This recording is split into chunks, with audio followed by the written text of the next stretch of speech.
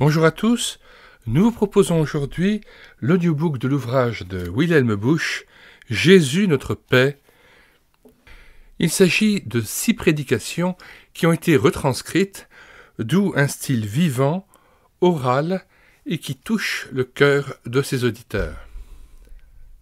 Wilhelm Busch, 1897-1966, fut pasteur en Allemagne. Vous trouverez dans les commentaires de cette vidéo le lien de téléchargement gratuit de cet ouvrage, mais aussi le lien de téléchargement d'autres ouvrages fort connus de Wilhelm Busch, et notamment Un chant dans le chaos, Jésus notre destin, Jésus notre unique espérance, Jésus notre roi. Nous avons déjà pris en charge en audiobook Jésus notre destin, Un chant dans le chaos et Jésus notre unique espérance, que vous pourrez écouter sur cette chaîne YouTube. Elle écoutait sa parole. Nous commençons par la première prédication. L'oiseau a trouvé un nid. Louange à Dieu. Mon âme soupire, elle défaille après les parvis de l'Éternel. Mon cœur et ma chair acclament le Dieu vivant. Le passereau même trouve un gîte, et l'hirondelle a un nid où elle dépose ses petits. Tes autels, Éternel des armées, mon roi et mon Dieu. Psaume 84, versets 3 à 4. Je voudrais d'abord méditer le verset 3b.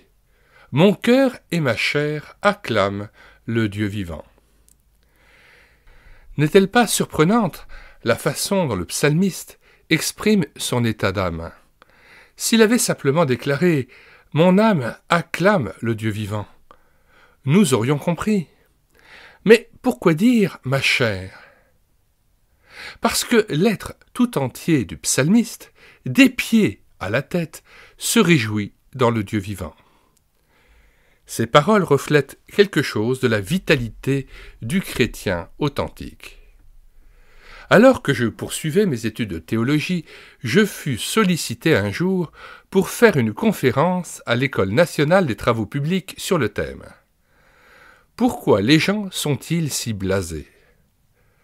J'acceptais avec enthousiasme de traiter ce sujet. J'ai failli m'étendre très longuement sur cette constatation. Quelle race endormie et blasée que l'humanité ! Mais j'ai ajouté, lorsque je me suis converti, c'est-à-dire lorsque je suis devenu un enfant de Dieu, l'ennui a pris fin dans ma vie.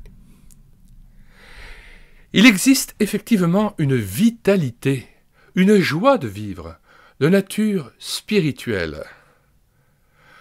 Vous sortirez et vous sauterez comme des veaux à l'engrais, déclare le prophète Malachie, chapitre 3, verset 20b.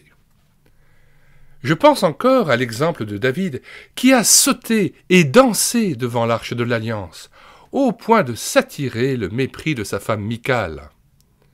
On imagine l'allégresse que le roi ressentait. Et que dire de Paul qui, dans sa prison, écrivait ces paroles incroyables. « Réjouissez-vous toujours dans le Seigneur. Je le répète, réjouissez-vous. » Philippiens 4, verset 4. Quand on sait avec quelle brutalité l'apôtre et son compagnon Silas ont été emprisonnés, comment ils ont été frappés, enchaînés et jetés dans la cellule la plus sombre, comment, à minuit, ils se sont mis à chanter les louanges de Dieu, alors on mesure mieux ce que peut être la joie explosive qui habite les vrais chrétiens. C'est exactement ce qu'exprime ici le psalmiste quand il s'écrie « Mon cœur et ma chair, autrement dit, l'être tout entier, acclament le Dieu vivant. » J'espère que chacun des textes bibliques que je cite vous interpelle et vous amène à vous poser la question. Est-ce là mon expérience ? Puis-je vraiment dire la même chose ? Pour ma part, j'affectionne tout particulièrement ce verset. Mon cœur et ma chair acclament le Dieu vivant. Il me ramène aux jours de la création qui ont précédé la chute. En ce temps-là, la nature acclamait le Seigneur, son Créateur. Nul doute que le premier homme, en qui le Seigneur venait d'insuffler son esprit, a dû s'extasier. « Mon cœur et ma chair acclament le Dieu vivant. » Hélas, le péché est intervenu et tout a changé. Nous vivons désormais dans un monde régi par le diable. L'humanité s'est éloignée du Dieu vivant. Plus de joie divine. Elle a été remplacée par toutes sortes de festivités carnavalesques et de beuveries, produits de substitution dont l'homme a besoin pour tenir le coup. Tant mieux pour eux, mais ne les imitez pas. Dans ce monde déchu s'est constituée l'Église de Jésus-Christ, un peuple de femmes et d'hommes, nés de nouveau et dont le cœur vibre comme avant la chute. Ils peuvent chanter les louanges de Dieu et dire « Mon cœur et ma chair acclament le Dieu vivant ».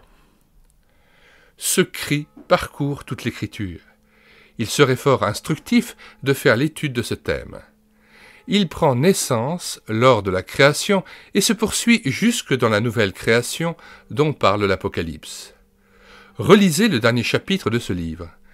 Il y est question d'un monde nouveau dans lequel il n'y aura ni péché, ni deuil, ni souffrance. On y entendra les chants des rachetés.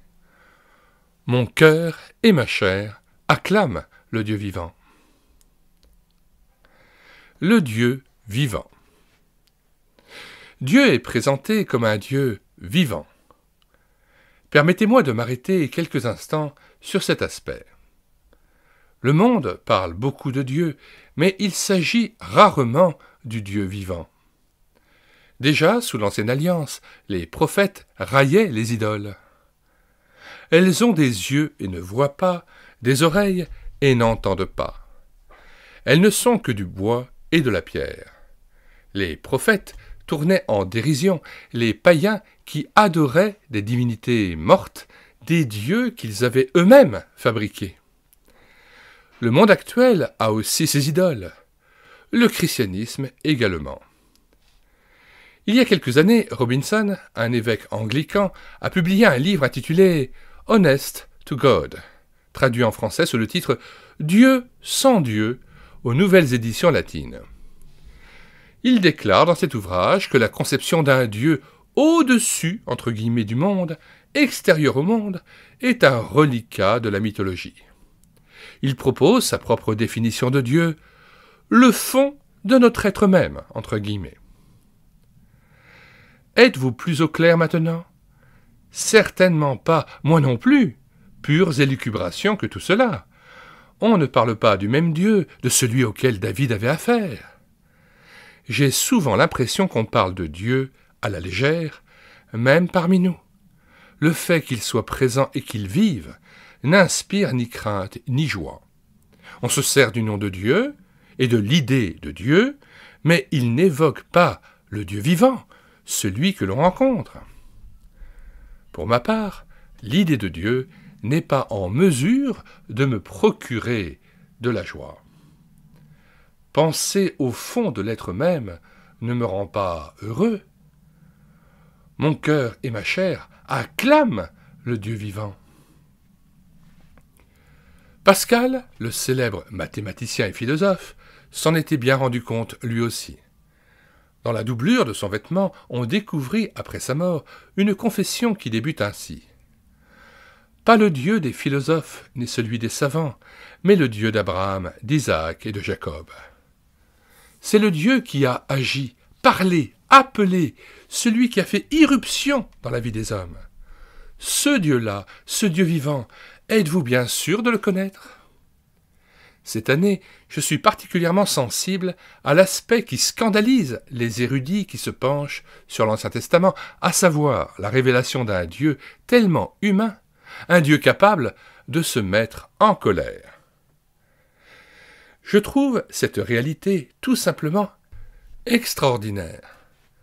N'est-ce pas sensationnel que le Dieu vivant puisse m'anéantir, s'irriter contre moi, mais aussi se tourner vers moi et me prendre dans ses bras dès que je l'invoque? En avez-vous conscience? Il est une personne, mon vis-à-vis que je tutoie.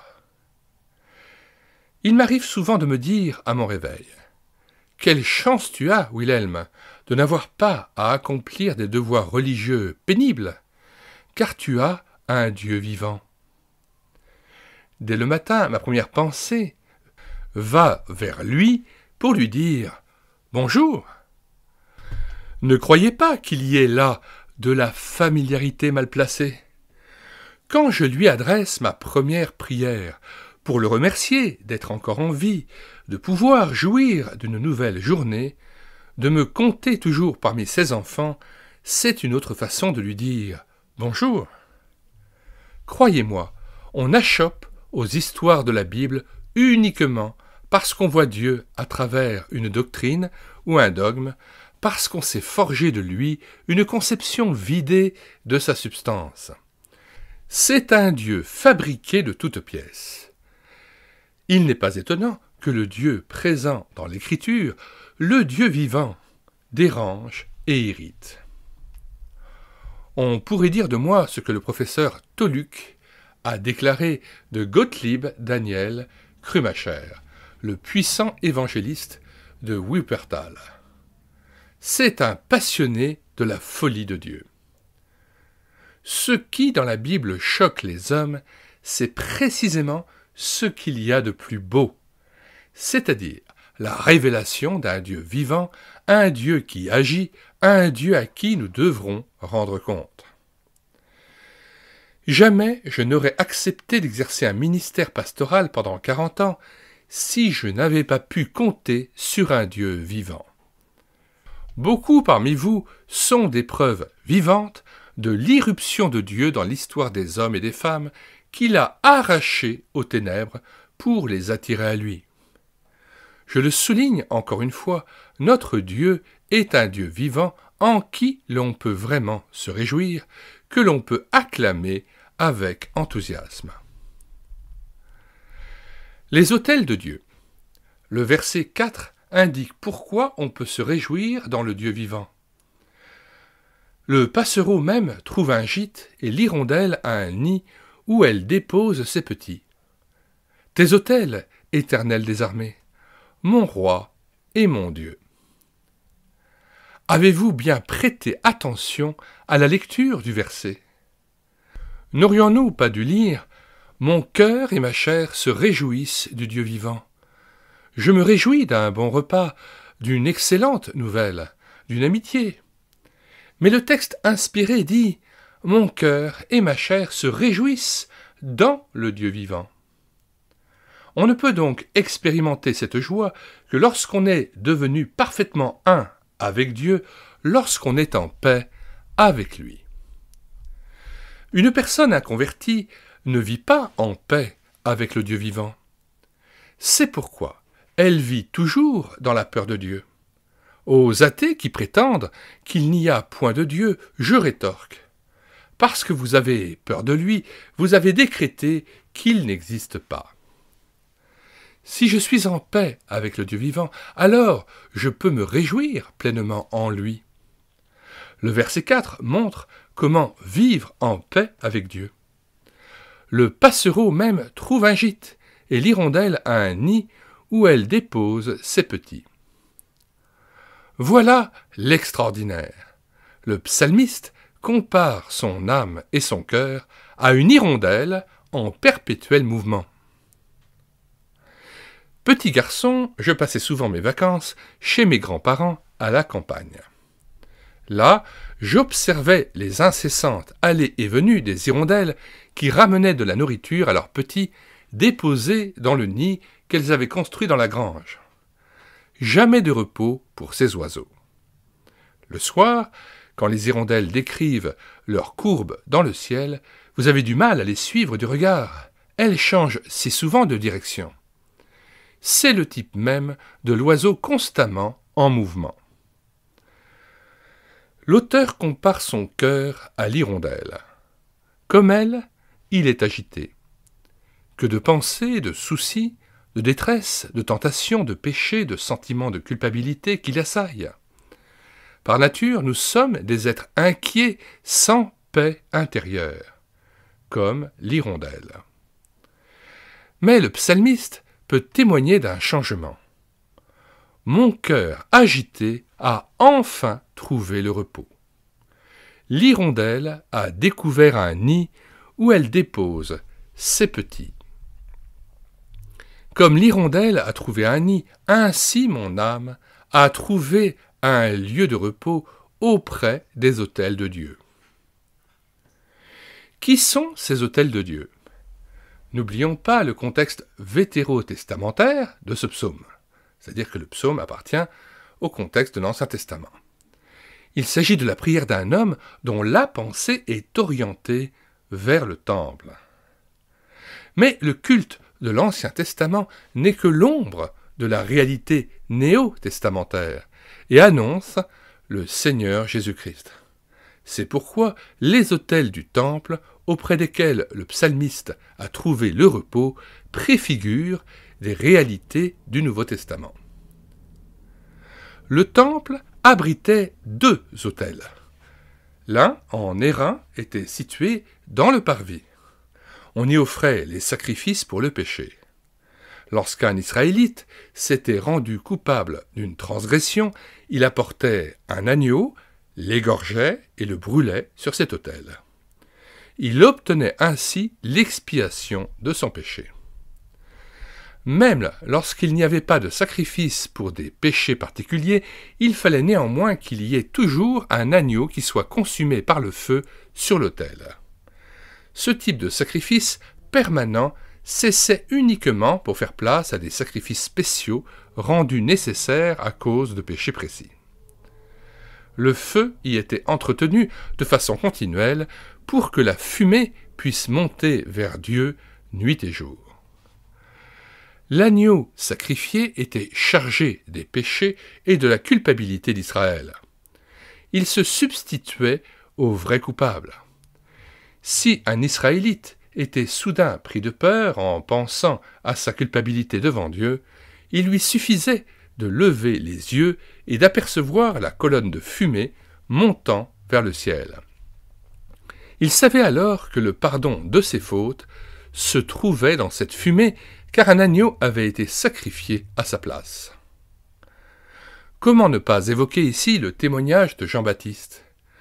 Voici l'agneau de Dieu qui ôte le péché du monde. Cet autel d'airain est donc une préfiguration d'un autre autel. Je veux parler de la croix de Golgotha sur laquelle nos péchés ont été expiés. C'est pourquoi, n'en déplaise aux pasteurs luthériens orthodoxes, nous avons tort d'appeler autel l'objet qui est désigné ainsi dans les églises. Notre autel est sur le mont du Calvaire, et la victime offerte en sacrifice, le propre Fils de Dieu.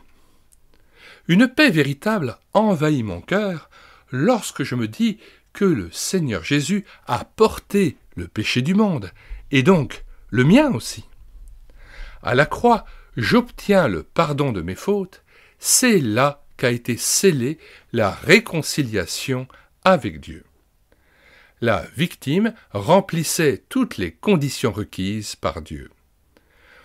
Au pied de la croix, notre âme inquiète peut désormais trouver la paix.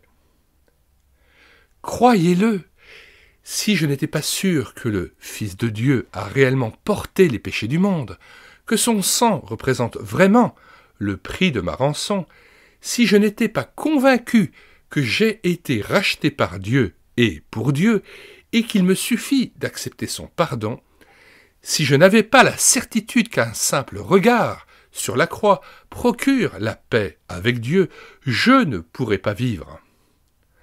La croix est bien l'endroit où notre âme agitée trouve le vrai repos.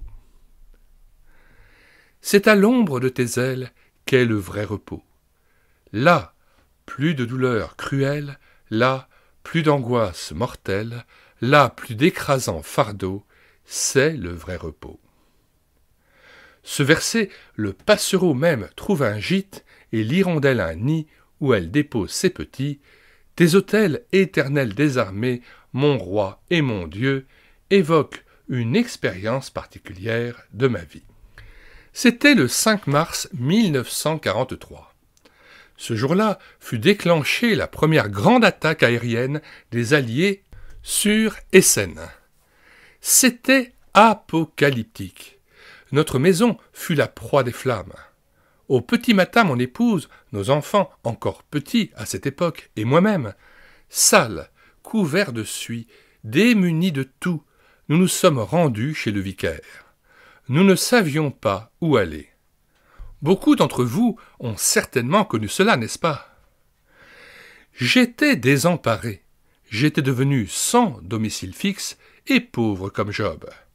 Le vicaire nous a offert un bon petit déjeuner, après quoi le vicaire annonça: « Nous allons lire ensemble la méditation du jour. » Il ouvrit la Bible et lut: « Le passereau même trouve un gîte et l'hirondelle un nid où elle dépose ses petits.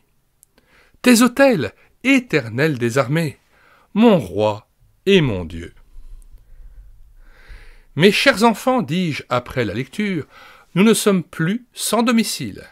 Même si la terre entière devait s'écrouler sous nos pieds, la croix de Golgotha restera un refuge pour les sans-abri. Nous y serons toujours chez nous. Pourquoi tant d'entre vous vivent-ils encore comme des personnes sans logis? Pourquoi leur âme est-elle encore troublée et agitée en perpétuelle quête de la paix? La croix de Jésus est l'autel dressé par Dieu. C'est là qu'il nous attend tous. De là jaillit la source de la paix. Elle coule comme un torrent impétueux. C'est aussi là que Dieu offre la justification. Elle nous submerge comme des flots purifiants. Mais revenons à notre texte. Le verset utilise le mot « autel » au pluriel. Le temple comprenait 3 parties. Le parvis extérieur, où était dressé l'autel d'airain, le lieu saint dans lequel seuls les prêtres avaient le droit d'entrer, et le lieu très saint, où le saint des saints, un endroit sombre qui abritait l'arche de l'Alliance. Dans le lieu saint se trouvait le chandelier d'or à 7 branches. Il préfigure l'Église de Jésus-Christ, appelée à être la lumière du monde. On y trouvait également un petit autel en or sur lequel on brûlait des parfums matin, midi et soir. C'est près de cet autel que se tenait Zacharie, le père de Jean-Baptiste, lorsque l'ange du Seigneur lui annonça la naissance d'un fils. Sur cet autel, on n'offrait jamais de sacrifice sanglant. On y brûlait seulement les parfums. La fumée qui s'en échappait et montait vers Dieu est donc une image des prières de l'Église. Quel doux parfum que cette fumée! On a parfois l'impression que les prières des enfants de Dieu sont teintées d'amertume, de cris de désespoir. « Je crie vers toi » s'exclame le psalmiste. « Je suis broyé et réduit en poussière » se lamente un autre. Mais devant Dieu, même ces prières-là sont un parfum d'agréable odeur. Les soupirs de nos cœurs parviennent à Dieu comme un doux parfum. Pour nous, le 2e autel symbolise donc le privilège de faire monter nos prières à Dieu. Et parce que je peux dialoguer avec le Dieu vivant, mon âme est dans l'allégresse. Il arrive qu'après avoir péché, on n'ait plus le courage de se présenter devant Dieu. Quel non-sens! Dieu est un Dieu vivant. Je peux donc m'approcher de lui et lui dire: « Seigneur, tu sais à quel point je suis un enfant décevant, mais je suis néanmoins ton enfant, car tu m'as adopté. Hélas, tu vois, Seigneur, combien je suis déçu. » Je peux tout dire à Dieu et déverser le trop-plein de mon cœur. C'est pourquoi je puis me réjouir dans le Dieu vivant. Le faites-vous réellement? Pour vous approcher et parler à Dieu, il faut le silence. Mais faites-vous la même expérience que moi? Souvent, lorsque je commence à prier, le téléphone sonne. Je décroche, et une voix étonnée me dit « Oh, excusez-moi, j'ai fait un mauvais numéro. » Le diable fait tout son possible pour nous empêcher de trouver ce moment de tranquillité nécessaire à la prière. Il faut lutter de toutes ses forces pour s'octroyer un instant de calme et de communion avec le Seigneur.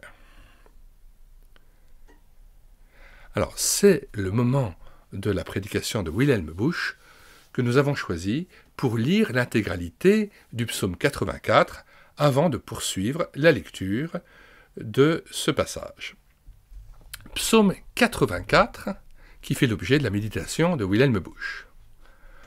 Au chef des chantres, sur la guétite des fils de Corée, psaume. Que tes demeures sont aimables, Éternel des armées. Mon âme soupire et languit après les parvis de l'Éternel. Mon cœur et ma chair poussent des cris vers le Dieu vivant. Le passereau même trouve une maison, et l'hirondelle un nid où elle dépose ses petits. Tes autels, Éternel des armées, mon roi et mon Dieu. Heureux ceux qui habitent ta maison, ils peuvent te célébrer encore. Heureux ceux qui placent en toi leur appui, ils trouvent dans leur cœur des chemins tout tracés. Lorsqu'ils traversent la vallée de Baca, c'est-à-dire en fait en hébreu la vallée des pleurs, ils la transforment en un lieu plein de sources. Et la pluie la couvre aussi de bénédictions. Leur force augmente pendant la marche, et ils se présentent devant Dieu à Sion. Éternel, Dieu des armées, écoute ma prière. Prête l'oreille, Dieu de Jacob. Toi qui es notre bouclier, vois, ô Dieu, et regarde la face de ton oint. Mieux vaut un jour dans tes parvis que 1000 ailleurs. Je préfère me tenir sur le seuil de la maison de mon Dieu plutôt que d'habiter sous les tentes de la méchanceté. Car l'Éternel Dieu est un soleil et un bouclier. L'Éternel donne la grâce et la gloire. Il ne refuse aucun bien à ceux qui marchent dans l'intégrité. Éternel des armées, heureux l'homme qui se confie en toi. Fin de la lecture du psaume 84 et retour au texte. L'assurance d'être devenu un enfant de Dieu. Il faut que je précise encore un troisième point. Tout ce que j'ai dit précédemment gravite autour de ce cri merveilleux. Ça y est, mon âme peut se réjouir dans le Dieu vivant, mon roi et mon Dieu. C'est une expérience bien différente et combien plus exaltante que d'affirmer « Dieu est le fond même de mon être ». Mais voilà que des théologiens, notamment tous ceux que j'ai connus lors de mes études, ont décidé de calmer mon enthousiasme. Ce n'est pas si sûr, rien n'est acquis d'avance, comment peux-tu être si certain de ton salut? Ils ne peuvent cependant pas me troubler, car il est écrit « Mon Dieu ». J'aime à répéter à mes amis, l'important n'est pas que j'aie l'affaire en poche, mais que Dieu met dans sa poche. Méfie-toi des fausses certitudes, me crie-t-on de toutes parts. Je réponds, tout dans ce verset respire l'assurance. Le passereau même trouve un gîte, un lieu de repos. Pour moi, ce sont les autels de mon Dieu, en particulier la croix de Jésus, où j'ai obtenu la réconciliation. Je peux vider mon cœur, sans honte, sans hésitation, sans réserve. Le Dieu vivant est mon roi et mon Dieu, avec une certitude absolue. Ce psaume commence d'ailleurs par un remarquable cri d'assurance. Mon âme soupire, elle défaille après les parvis de l'Éternel. Celui qui prononce ces paroles est loin du temple de Jérusalem. Si seulement je pouvais voir les parvis du temple, soupire-t-il. Et soudain, sa prière prend une toute autre intonation. La certitude s'installe. Mais c'est comme si je les voyais, c'est comme si j'y étais. Ce psaume décrit-il uniquement, comme le prétendent les critiques, un Israélite qui, loin du temple, soupire après ses parvis? Comment pourrait-il en même temps se réjouir en ces autels? Chers amis, je vois dans cette prière plutôt celle d'un chrétien authentique, c'est-à-dire un homme qui vit de certitude, qui peut témoigner « Mon roi est mon Dieu. Il m'a racheté. Son sang a coulé pour moi. Je suis réconcilié avec Dieu. Mes péchés sont pardonnés. Je suis scellé du Saint-Esprit et j'appartiens à Dieu. J'ai toute liberté pour épancher mon cœur devant lui. » Voilà comment résonne un véritable chrétien. Mais, en même temps, l'enfant de Dieu sait pertinemment qu'il n'a pas encore la jouissance pleine et entière des choses promises. Le meilleur est à venir. C'est pourquoi je suis heureux d'avoir 68 ans, car je ne suis plus très éloigné du jour où j'entrerai en possession de l'héritage céleste. Lorsque mes yeux se fermeront aux choses d'ici-bas, ils s'ouvriront sur les réalités d'en haut, et alors je verrai celui qui est mon roi et mon Dieu. Il y a une contradiction apparente dans les propos du chrétien. D'un côté, il affirme « Seigneur, j'ai tout pleinement en toi ». Mais de l'autre, il continue de soupirer « Seigneur, je languis après la pleine possession des choses promises. Ah, Seigneur, si mes yeux pouvaient te contempler. Ah, Seigneur, si tu voulais m'accorder une guérison totale. Ah, Seigneur, mes péchés exercent encore un tel pouvoir sur moi. Ah, Seigneur, je suis encore trop triste, je suis encore trop incrédule, je suis encore dehors devant la porte de ton ciel. » Pourtant, ces deux séries d'affirmations ne s'opposent pas, elles se complètent. L'homme du monde les juge incompatibles. C'est insensé. Tu ne peux pas dire « j'ai un portefeuille bien rempli et en même temps, je suis un pauvre bougre ». Il en est cependant bien ainsi. Le chrétien ne peut dire autre chose car c'est son expérience quotidienne. Il m'arrive parfois de douter de mon christianisme. Il me suffit alors d'ouvrir la Bible. Les doutes s'évanouissent et je peux m'écrier « Je me réjouis corps et âme dans le Dieu vivant ». Permettez-moi d'évoquer une expérience personnelle. Je revenais en avion de mon voyage aux États-Unis. Nous avions décollé de New York le soir et compte tenu du décalage horaire, notre nuit n'a duré que 2 heures. C'est un sentiment étrange. Nous avions à peine fini de souper que la nuit a enveloppé l'avion. Tous les passagers avaient éteint leur lumière, j'étais le seul à lire encore. À un moment donné, je jetai un regard autour de moi. Tout le monde dormait. À mon tour, j'éteignis la lumière et me mis à songer que sous mes pieds s'étendait une couche d'air de 12 kilomètres de hauteur, prolongée elle-même d'une masse d'eau d'environ 8 kilomètres de profondeur. En somme, un abîme effrayant dont j'étais séparé par quelques centimètres de plancher d'avion. Je fus saisi de vertige à cette pensée. En fait, j'étais suspendu dans le vide. Je me dis alors que telle était aussi la condition du chrétien sur terre. Je suis en sécurité parce que Christ m'a racheté. je peux m'écrier « Mon roi et mon Dieu ». Mais, comme dans cet avion, je déambule ici-bas tout près d'épouvantables précipices. Ma vie est constamment menacée, ma foi est si petite, le Seigneur parfois si loin.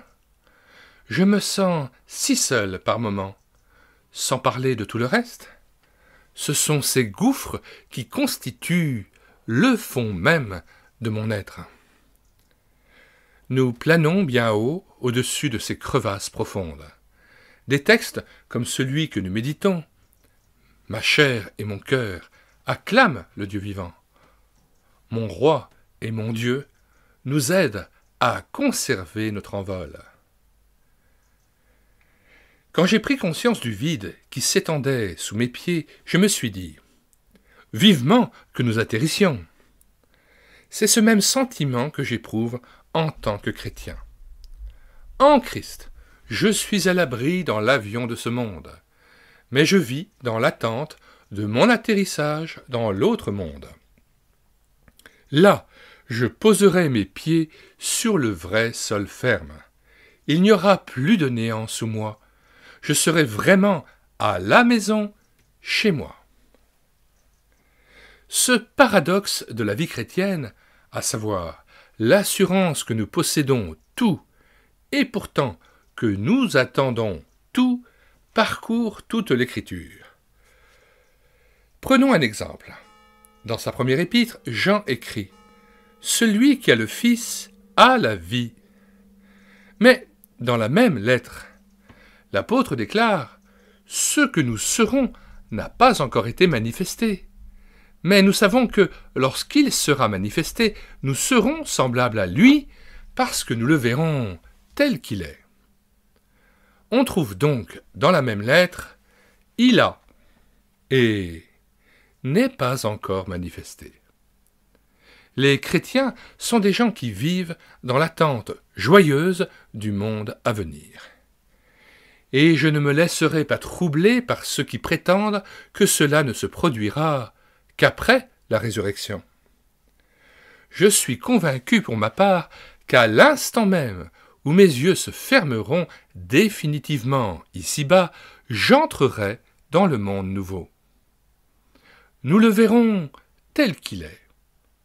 Cette pensée me remplit déjà d'allégresse. Ce sera un heureux atterrissage. La véritable condition du chrétien. Combien tes demeures sont chéries, Éternel des armées! Mon âme soupire, elle défaille après les parvis de l'Éternel. Mon cœur et ma chair acclament le Dieu vivant. Le passereau même trouve un gîte et l'hirondelle un nid où elle dépose ses petits. Tes autels, Éternel des armées, mon roi et mon Dieu. Dans les paragraphes précédents, nous nous sommes penchés sur ces premiers versets du psaume. Mais le psalmiste poursuit. « Heureux ceux qui habitent ta maison, ils te loueront encore. Heureux les hommes dont la force est en toi, ils ont dans leur cœur des chemins tout tracés, lorsqu'ils traversent la vallée de Baca. Baca veut dire les pleurs. Lorsqu'ils traversent la vallée des pleurs, ils en font une oasis, et la pluie la couvre aussi de bénédictions. » Chaque proposition devrait commencer par « Heureux ». Heureux ceux qui habitent ta maison. Heureux ceux qui ont dans leur cœur des chemins tout tracés. Heureux ceux qui traversent la vallée de Baca, car elle devient une oasis et la pluie la couvre de bénédictions. Hier matin, je me trouvais à Bad Windesheim. Vous n'avez sans doute jamais entendu parler de cette localité. Moi non plus auparavant. J'avais été invité à prêcher. J'étais assis dans la sacristie. Dehors, il faisait un soleil radieux. Les trompettes se mirent à jouer l'air du cantique « Christ est ressuscité ». Une joie indicible inondait mon cœur. Sur le mur en face de moi était peint un verset. Pendant la demi-heure qu'a duré la liturgie, j'ai fixé ce texte ou plus exactement, il a fasciné mon regard. Il s'agissait d'un texte de l'apôtre Paul. Le royaume de Dieu ne consiste pas en paroles, mais en puissance. 1 Corinthiens 4, verset 20. Je me suis dit alors, me voici tout excité à la pensée de ce culte de Pâques, tout remué par la sonnerie des trompettes, prêt à prononcer des paroles bien choisies, des phrases bien structurées. Or, le royaume de Dieu ne consiste pas en paroles, mais en puissance. J'avais devant moi une demi-heure de silence pour méditer ce passage. Vous êtes-vous déjà rendu compte, mes amis, à quel point nous sommes de misérables chrétiens?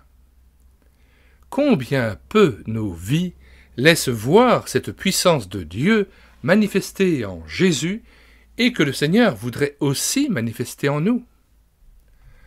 Je suis venu ici en étant encore sous le coup de cette pensée. Je m'approprie cette parole de l'apôtre. D'ailleurs, ce texte va très bien avec celui que nous méditons. Le psalmiste montre combien la condition du chrétien se traduit en puissance. À la question « Quelle est la condition normale du chrétien ?» je réponds « Heureux ceux qui habitent ta maison, ils te loueront encore. » La condition normale du chrétien suppose avant tout un bon départ, une bonne base.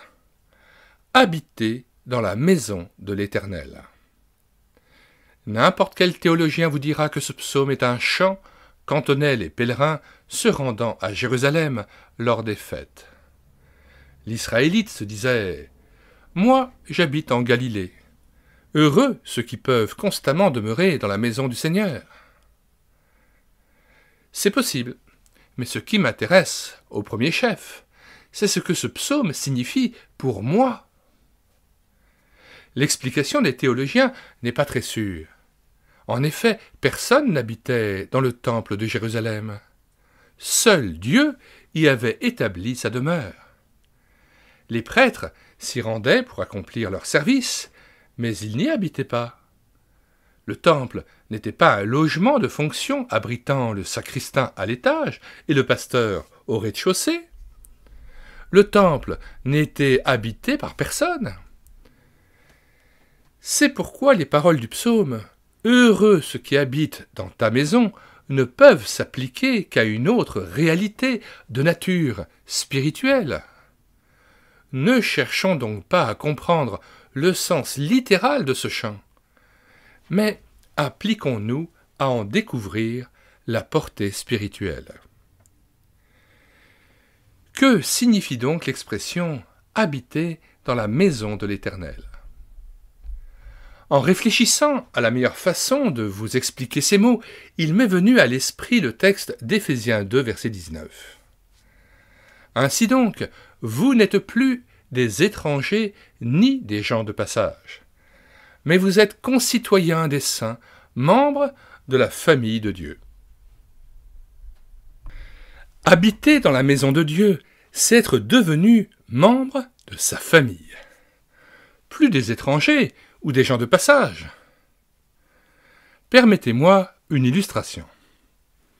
Quand j'étais encore jeune pasteur, débordant d'activités, nous occupions une immense bâtisse et recevions beaucoup de monde. La maison était bien située tout près de la gare d'Essen. Lorsqu'un voyageur de passage cherchait à se loger à bon prix en sortant de la gare, il se dirigeait soit à gauche vers le centre d'accueil de la ville, soit à droite chez le pasteur Bush. À droite, c'était encore moins cher. Nous disposions de tout un étage. L'appartement était spacieux, 3 chambres étaient réservées aux hôtes de passage, et elles étaient toujours occupées. Nous avons passé là des jours inoubliables. En plus des visiteurs, nous avions 6 enfants. Vous pouvez imaginer la vie trépidante du foyer. Assis à l'extrémité de la grande table, je contemplais tous ces visages et me disais, si quelqu'un entrait maintenant, il penserait sûrement, quelle grande famille! Mais souvent, après le repas de midi ou le petit déjeuner du lendemain, certains hôtes s'en allaient après nous avoir chaleureusement remerciés. Ils n'étaient pas de la famille. Ils s'y étaient joints pour une période plus ou moins longue. Bien qu'assis à la même table et partageant le même repas, ils n'étaient que des hôtes de passage, et à ce titre, ils repartaient. Mes enfants, eux, ne partaient pas. Ils n'étaient pas des étrangers ou des hôtes de passage. Quand nous étions tous assis autour de la table, on ne voyait pas la différence entre les membres de la famille et les gens de passage. Mais à la fin du repas, les uns restaient, les autres s'en allaient. Les premiers faisaient partie de la famille, les autres, non. Dans une église, je ne peux pas toujours différencier les vrais membres de la famille de Dieu des gens de passage. Eux aussi participent au repas, mais ils finissent un jour par s'en aller. Heureusement, il y a ceux qui peuvent dire « Nous habitons dans la maison de Dieu, nous sommes enfants de Dieu, nous ne la quittons pas. Jusqu'à la fin de notre vie, la maison de Dieu sera la nôtre. » C'est à cela que se mesure la différence entre un membre de la famille et un invité. À ceux qui sont membres de la famille de Dieu, le psalmiste déclare « Heureux ! Ils sont heureux de pouvoir habiter dans la maison de Dieu, heureux d'être devenus des enfants du Dieu vivant. » Avec l'âge, je trouve qu'il est de plus en plus nécessaire de faire parfois le point et de s'assurer qu'on appartient à la maisonnée de Dieu. Ne vis-tu pas d'illusions? Es-tu vraiment un enfant de Dieu? Ton nom est-il écrit dans les cieux, pour reprendre une image employée par le Seigneur Jésus? Je sais fort bien que je ne puis rien faire pour devenir un enfant de Dieu. Absolument rien. C'est un don, c'est une grâce. Il suffit que je lève les yeux vers la croix et dise « Seigneur, je ne le mérite pas, je n'en suis pas digne.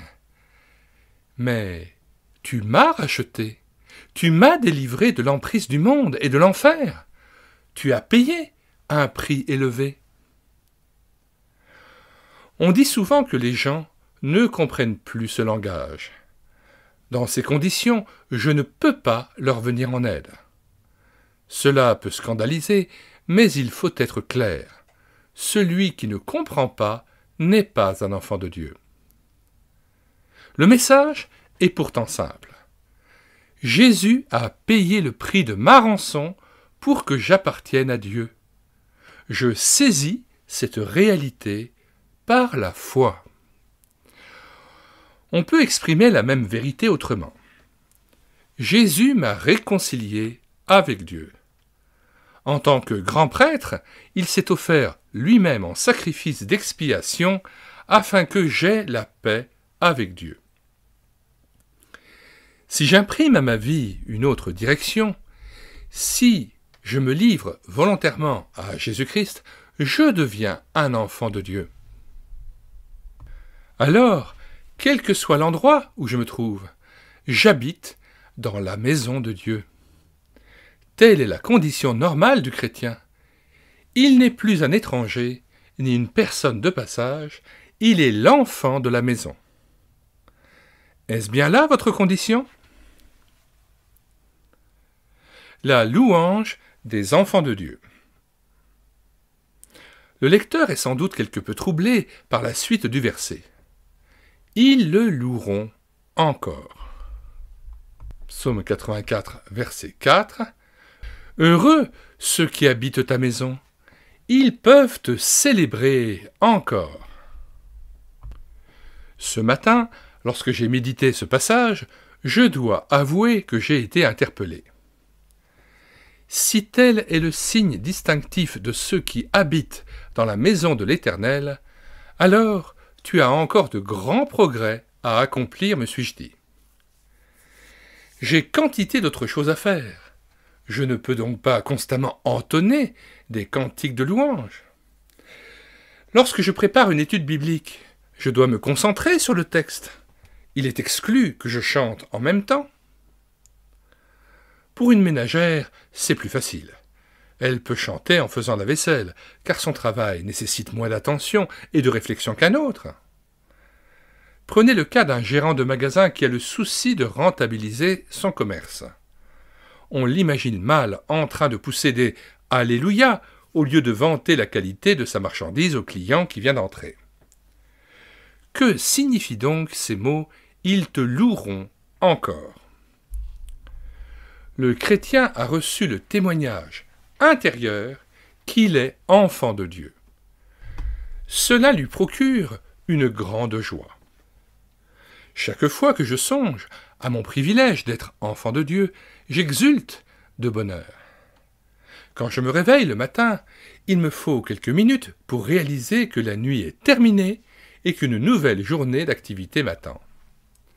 Mais, à peine suis-je sorti de mon engourdissement que la première pensée qui me vient à l'esprit est celle-ci. « Tu es un enfant de Dieu. Est-ce possible ? » Oui, tu es un enfant de Dieu pour le temps et l'éternité. Quelle incidence pourra avoir sur ce privilège l'agitation prévisible de la journée ? Le Dieu souverain a veillé toute la nuit sur mon repos. À mon réveil, j'ai pu contempler sa face. Je suis son enfant par pure grâce, car il m'a racheté par Jésus. Mon cœur peut donc se réjouir. Louer Dieu constamment ne veut pas dire avoir continuellement un cantique sur les lèvres.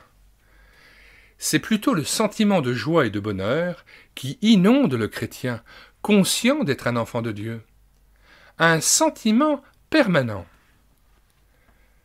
Je vais l'illustrer par 2 exemples. Il m'est relativement facile de louer le Seigneur quand tout va bien. Un jour, le Seigneur Jésus a rencontré 10 lépreux. À leur demande pressante, et à cause de sa grande compassion, il les a guéris. Aucun médecin n'avait pu les guérir, ils étaient condamnés. Mis au banc de la société, errant çà et là, ils croisent un jour Jésus-Christ, celui qui est capable d'opérer les plus grands prodiges. D'un mot, il les guérit. Il est vrai que certains journaux prétendent que Jésus n'a pas fait de miracle en cette occasion. À vous de décider si vous préférez la version des revues illustrées à grand tirage ou celle du Nouveau Testament. N'en déplaise aux critiques modernes, le Seigneur a fait des miracles et il a guéri ces 10 lépreux.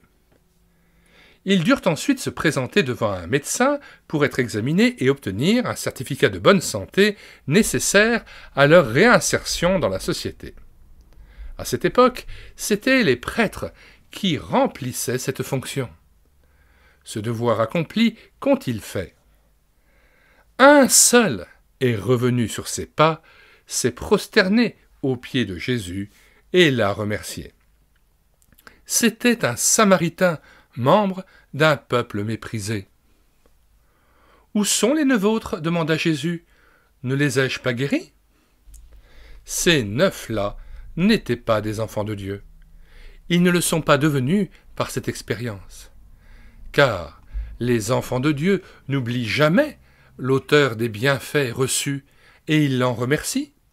Ils le louent constamment. Par l'attitude qu'ils ont adoptée, ces 9 gaillards ont prouvé que le Seigneur Jésus leur était bien égal. Ce qu'ils voulaient, c'était recouvrer la santé. Ils étaient prêts à recevoir un bienfait de sa part, mais pas le recevoir lui-même. Les enfants de Dieu louent le Seigneur lorsque celui-ci leur accorde de bonnes choses.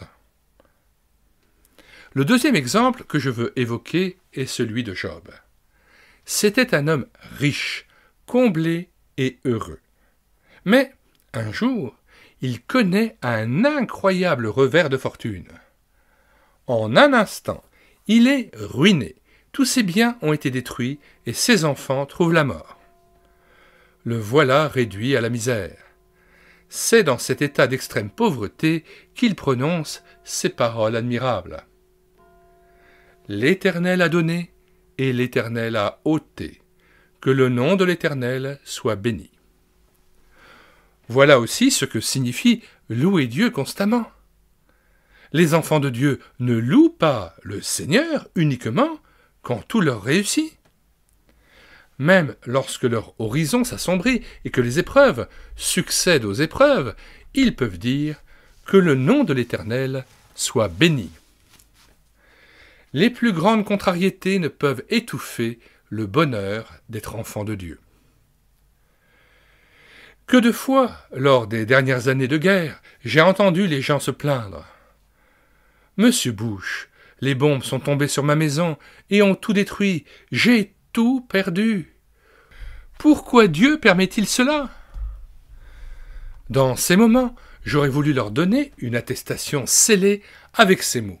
« Vous n'êtes pas des enfants de Dieu. » Car un enfant de Dieu peut être soumis à rude épreuve, mais à la fin, il s'écrie toujours « Que le nom de l'Éternel soit béni !» Les incrédules, eux, lèvent le poing contre Dieu. Nous pouvons connaître de grandes tribulations, certainement, mais la caractéristique du véritable chrétien, c'est que la joie du salut finit toujours par refaire surface. Dieu, notre force. Les chrétiens font tous les jours une merveilleuse expérience. Dieu est leur force.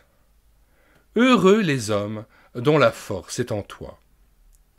La vie chrétienne n'est qu'une succession d'expériences par lesquelles les enfants de Dieu découvrent qu'ils possèdent un Seigneur fort et puissant.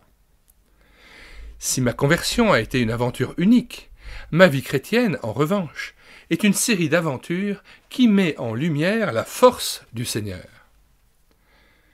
Quand, dans ma préparation, j'en suis venu à méditer cette partie du psaume, j'ai eu un moment de découragement. En effet, je me disais que si je voulais exposer correctement le verset « Heureux les hommes dont la force est en toi », il me faudrait beaucoup plus de temps, tellement il y a de choses à dire. Je m'efforcerai au moins de résumer toute la richesse contenue dans cette affirmation. Les chrétiens sont des gens qui expérimentent continuellement que le Seigneur est leur force. L'incrédule, l'homme du monde, considère évidemment que cette déclaration est totalement dépourvue de sens. Fort, l'homme cloué sur la croix de Golgotha, celui que les passants et les hommes d'aujourd'hui injurient. Rien ni personne ne donne plus l'impression de faiblesse que Jésus. Tout le monde est bien d'accord sur ce point. Abad Winshame, lors de la grande manifestation de jeunes qui rassembla une foule immense dans une salle gigantesque, il y eut une petite représentation théâtrale. Un groupe de jeunes entra sur scène en vociférant « Nous voulons vivre, vivre, vivre !» Puis apparut un individu qui leur prêcha « Vous avez besoin de Jésus !» La foule se mit à crier « Jésus ! Foutaise ! Stupidité ! Jésus, c'est l'homme des défaites, l'homme qui prêche la soumission, l'homme aux marques de clous dans les mains, l'Éternel perdant. Nous voulons vivre et triompher. Nous voulons rester debout. Ne nous casse pas les oreilles avec ton Jésus. » Alors, je me suis dit, pour l'homme de la rue, pour celui qui n'a pas la foi, c'est bien l'impression que donne Jésus. L'Éternel perdant. Jésus est-il vraiment le grand perdant ? Considérons les vastes édifices religieux, temples et cathédrales de nos pays occidentaux. C'est à vous donner le vertige. Des professeurs athées occupent les chaires de nos universités, nos églises sont vides. Et pourtant, on procède toujours à de nouvelles inaugurations, mais nul ne sait qui remplira ces nouveaux édifices. Jésus, l'Éternel perdant, couvert de ridicule par ses propres messagers, où va-t-on ? Ce Jésus-là devrait être notre force. On en a le souffle coupé, n'est-ce pas ? Je me souviens que, lorsque j'étais encore jeune, je me disais « Je préfère compter sur moi seul. Je ne tiendrai plus de tels propos maintenant que mes jambes commencent à fléchir. » Pourtant, Dans les illusions et la fougue de la jeunesse, on se veut suffisamment fort pour n'avoir pas besoin de Jésus. Mais pensons à la résurrection de Jésus. Paul écrit « Mon but est de le connaître, lui, ainsi que la puissance de sa résurrection. » Philippiens 3,10. Mon but est de le connaître, lui, ainsi que la puissance de sa résurrection. Quelle est donc cette énergie qui a ramené Christ du séjour des morts dans le royaume des vivants? Nul ne peut la concevoir. Je comprends ceux qui, à l'évocation de cette puissance, se tordent les mains et disent « Nous n'en viendrons jamais à bout ». Pour l'apôtre Paul, la résurrection de Christ atteste que la puissance de Dieu a fait irruption dans le monde. Le Seigneur ressuscité qui vit, qui est présent là, qui est près de moi, c'est lui qui est ma force. Je peux compter sur lui. Permettez-moi de faire ici une allusion très personnelle. Plus je vieillis, plus je me rends compte à quel point entre 60 et 70 ans, les forces déclinent. Les tâches continuent de se multiplier, mais les forces diminuent et on ne peut plus faire face. Le cœur n'a plus la même résistance, la vésicule ne fonctionne plus comme avant, la tête ne suit plus, bref, plus rien ne répond à l'effort demandé. Et l'on se dit « Je vais maintenant cesser mon activité et goûter au vrai repos ». Mais le Seigneur n'est pas de cet avis. Dans ces moments, je mesure encore mieux qu'il est ma force. Je m'adresse en particulier à tous ceux qui prennent de l'âge.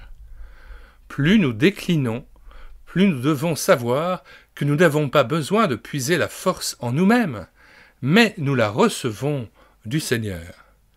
Même pour les jeunes, il est bon de le savoir et de le vivre. Je reviens un instant au déroulement de la journée d'hier. J'ai assisté à un culte merveilleux et bienfaisant. Tout le faste déployé en cette occasion m'a profondément touché. L'église baroque était pleine de monde, les trompettes résonnaient majestueusement. Une grande réussite. L'après-midi se poursuivit sur la même note, vint la réunion au cours de laquelle je devais délivrer le message principal. La foule se pressait. Les gens venaient des environs, les uns en voiture, les autres en autocar, le public s'entassa dans l'immense salle. Devant cette multitude, je me dis « Wilhelm, tu n'as plus l'énergie nécessaire à de telles rencontres. Il faudrait que ce soit un jeune, plein de fougue, qui puisse s'adresser à cette jeunesse, dans un langage qu'elle comprend, pour qu'il puisse se passer quelque chose. » Je précise en outre que j'ai l'habitude de faire une petite sieste en début d'après-midi. Or, la réunion était fixée à 14 heures, juste au moment où on a le sommeil le plus lourd. Et la chaleur, mes amis, j'avais l'impression d'être dans un sauna. Il faisait lourd. Vous ne pouvez pas vous en faire une idée. Pour mon pauvre cœur malade, il ne pouvait pas y avoir pire condition. Il battait fort dans ma poitrine. Pourquoi avez-vous fait appel à un vieux comme moi pour cette conférence, soupirai-je. Quand on est assis devant, sur l'estrade, au milieu de toutes les personnalités officielles, on présente un visage impassible, comme si tout était banal. Mais, intérieurement, il en va tout autrement. Le doute s'installe et la crainte. Et s'il ne se passait rien aujourd'hui? Tout à coup, j'ai pris conscience que Jésus est vivant parce qu'il est ressuscité. Je n'étais pas là comme acteur pour jouer un grand rôle, mais comme témoin du Seigneur ressuscité. Et il appartient à ce Sauveur lui-même de se révéler ici. Seigneur, ai-je prié intérieurement, défends ta cause toi-même. Comment peux-tu utiliser comme instrument des vieux croutons tels que moi? Quand je me suis levé pour parler, les hésitations et les doutes avaient été balayés. C'était une expérience extraordinaire. Je suis donc en mesure de témoigner que le Seigneur peut littéralement devenir notre force, à condition que nous ne nous appuyions plus du tout sur nous-mêmes, que nous ne placions plus notre confiance sur la valeur de nos pensées. Il faut être vide de soi-même. Alors, il se produit quelque chose d'étonnant.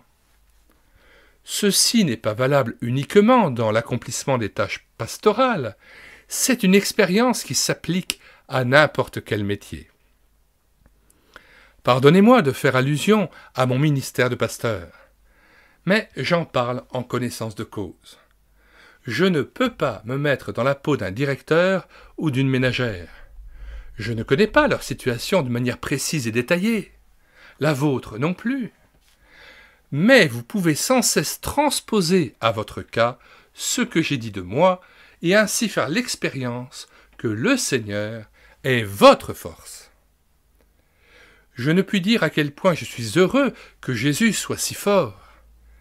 Si ce n'était pas le cas, comment aurait-il pu ôter le péché du monde? Car il me semble que le problème numéro 1 du monde, c'est le pardon des péchés. J'évoque encore une anecdote personnelle. J'ai un ami suisse avec lequel j'ai fait de nombreuses excursions. Nous nous sommes ainsi rendus au Liechtenstein, ce petit état niché dans les Alpes et coincé entre la Suisse et l'Autriche. À un certain endroit, la vallée est profondément encaissée entre les versants montagneux. Nous nous sommes arrêtés dans un hôtel sympathique où nous avons déjeuné avant de reprendre le chemin du retour. À un moment donné, nous apercevons un autobus qui vient vers nous. Il est encore à une certaine distance, mais nous distinguons nettement le chauffeur qui s'agite comme un forcené pour nous faire comprendre quelque chose. Ne sachant pas ce qu'il veut, nous nous arrêtons. Au même instant, une coulée de pierre descend avec fracas de la montagne et coupe la route devant nous. Plus moyen de continuer. Il s'en fallait d'un rien, et nous aurions été engloutis sous cet amas de pierres. Le chauffeur du car avait sans doute aperçu les premières pierres dévaler les pentes. Nous étions désormais là, sur la route barrée par d'énormes blocs de pierre, incapables de poursuivre notre voyage. J'ai souvent rendu visite à des gens en prison, et j'avoue que la prison n'est pas un lieu particulièrement beau. En fait, immobilisés sur cette route, nous étions comme en prison. Mais quelle prison! Je n'en ai jamais vu d'aussi belle. Pourtant, à la longue, cela devenait ennuyeux de rester là. Mais il était exclu que nous déplacions ces rochers par nos propres forces. Nous devions attendre l'arrivée de bulldozers puissants. Ainsi en est-il de la vie. Je voudrais devenir un enfant de Dieu, mais le chemin qui mène à Dieu est obstrué par l'accumulation de tous mes péchés. Je ne peux pas défaire ce que j'ai fait. Je ne peux pas reprendre telle parole effrontée adressée jadis à ma mère, car elle ne vit plus. Qui de vous pourrait réparer les torts commis en paroles contre sa mère? Personne, n'est-ce pas? On ne peut pas davantage récupérer telle parole méchante jaillie de nos lèvres et parvenue aux oreilles et au cœur du prochain. Je ne connais même pas les dégâts causés par mes paroles. Mes fautes ont donc barré le chemin vers Dieu au point que je ne peux absolument pas poursuivre ma route. Voilà pourquoi il faut que quelqu'un d'autre vienne déblayer la chaussée. Quelqu'un de fort. Heureux les hommes dont la force est en toi. Oui, le Seigneur est tout-puissant, lui qui a pris sur lui tous les péchés et a ainsi ouvert l'accès vers Dieu. Voici l'agneau de Dieu qui ôte le péché du monde. Donc, les miens. Tout ce qui fait obstacle à mon retour vers Dieu a été balayé. De la mort à la vie. Avant de conclure, il faut que je dise un mot de la mort, cet ennemi terrible. Tout récemment, nous avons fait un tour en voiture. Partis de Würzburg, nous avons sillonné l'exquise région de la Franconie. Le soleil brillait dans un ciel d'azur, la vallée du Main étincelait. Je me disais, si seulement j'avais des ailes. La voiture était fort bien entretenue et tous les occupants de fort sympathiques jeunes gens. Bref, c'était une excursion inoubliable. Dans chaque village que nous traversions, nous apercevions des plaques commémoratives sur les maisons. Ici s'est éteint le musicien X. C'est là que vécut et mourut Y. Tout nous rappelait que la mort règne en maître incontesté. Dans un livre que je suis en train de lire, j'ai trouvé ce matin cette phrase. « Si nous nous installons sur cette terre, c'est sur des tombes que nous le faisons. » Que de vide laissé autour de nous par la disparition de tant d'amis. Quand je songe à la puissance destructrice de la mort, j'en ai parfois un frisson.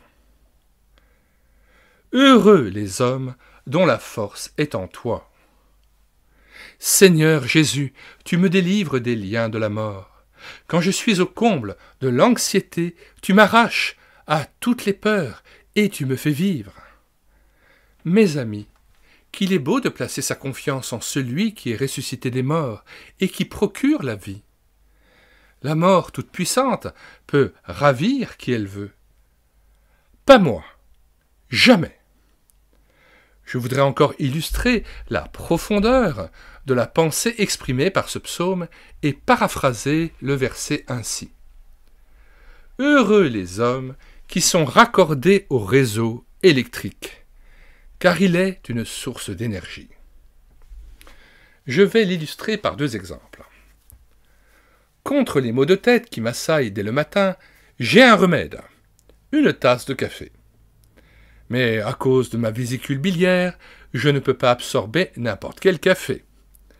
Il existe bien une certaine sorte de café qui me convient, malheureusement, on ne la trouve pas partout. J'emporte donc partout avec moi une petite cafetière électrique qui me permet de me faire mon café matinal. Mais il suffit de se rendre aux États-Unis pour se rendre compte que la fiche de la cafetière n'entre pas dans la prise de courant. Problème de normalisation du matériel. Si vous allez en Italie, vous aurez une autre surprise. Le secteur ne fournit que du 125 volts, alors que votre appareil est conçu pour du 220 volts. Ailleurs encore, comme en Suisse, les prises électriques répondent à d'autres normes. Et votre prise ne s'adapte pas.